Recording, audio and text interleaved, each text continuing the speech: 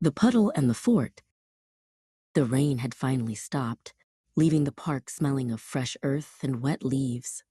Hajar, wearing bright crimson boots, stood triumphantly in the center of a large, mirror-like puddle.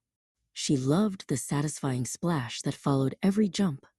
She knew a beautiful day was one spent outside, no matter the mud. Just ahead, Maha was walking her small terrier, Snappy. Snappy loved sticks, and Maha had spent the morning trying to keep his paws relatively clean. Hajar spotted them and waved excitedly. "Maha, come and jump. It's the best fun in the world." Maha sighed, adjusting her neat coat. "No thank you, Hajar. My mother said I need to keep these clothes spotless.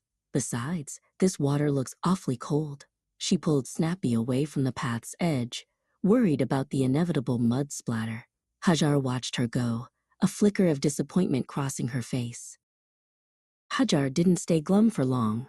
A few moments later, Yasser approached, holding his mother's hand while pushing a stroller containing his baby sister. Hajar called out, "Hello, would you like to make big waves with me? It's much more fun with two."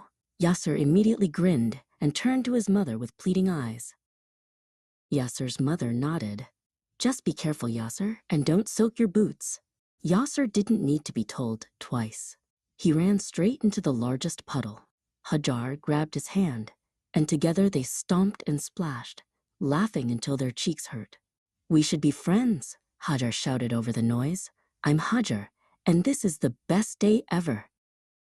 As they played, they heard a soft cough. Maha had circled back, Snappy trotting reluctantly beside her. She watched Yasser and Hajar, noticing the easy camaraderie they shared. Her spotless clothes suddenly felt heavy and dull. "Excuse me," Maha said quietly. "Are you still accepting applications for fun? I think I need to join you." Later that week, inside the bright community hall, Noha, Kareem, and Samar were focused on engineering. They were building a fortress out of enormous, colorful wooden blocks.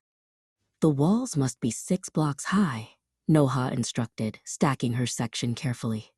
Kareem and Samar nodded, their tongues sticking out in concentration. This was serious work. Sharif, a new boy at the center, stood awkwardly by the supply cupboard. He had never built anything so big before, and he desperately wanted to help. But the three friends looked so busy, so united. He waited for an invitation that never came. He felt a hot, confusing mix of longing and frustration bubble up inside him.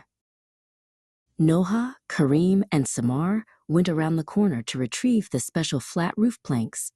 Seeing his chance, and maybe feeling overlooked, Sharif walked over to the towering structure. He didn't mean to destroy it, only to touch it, maybe adjust one loose block, but as he leaned in, his foot nudged the foundational corner. Crash! The majestic wall dissolved into a scatter of multicolored wood. Noha, Kareem, and Samar rushed back, horrified. Their magnificent project was ruined. "Sharif!" Noha yelled, her voice sharp with disbelief. "Why would you do that? That was horrible. We worked so hard and you just came here to break it." Sharif felt his ears burn, overwhelmed by sudden anger and guilt. Miss Asma, who managed the center, walked over, sensing the tension. She led Sharif aside before the argument escalated. She didn't scold him. Instead, she knelt down so their eyes met. "Tell me what happened, Sharif," she said gently. He explained, his voice catching, how lonely he felt and how he hadn't known how to ask to join. Miss Asma walked back to the group, holding Sharif's hand. "He is very sorry," she told the others. Sharif took a deep breath. "I am truly sorry, Noha, Kareem, Samar. I reacted badly because I really wanted to be part of your team." Noha looked at the sincerity in his eyes. "We accept your apology, Sharif. Nobody's perfect," she smiled. "Now, we need help rebuilding that wall and getting the roof on. Are you ready to work?"